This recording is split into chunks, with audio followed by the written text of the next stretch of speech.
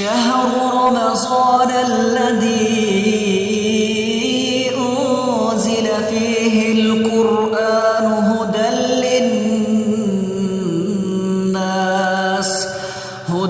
للناس وبينات من الهدى والفرقان، فمن شهد منكم الشهر فليصم، ومن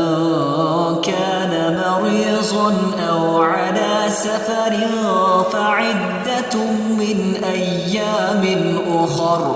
يريد الله بكم اليسر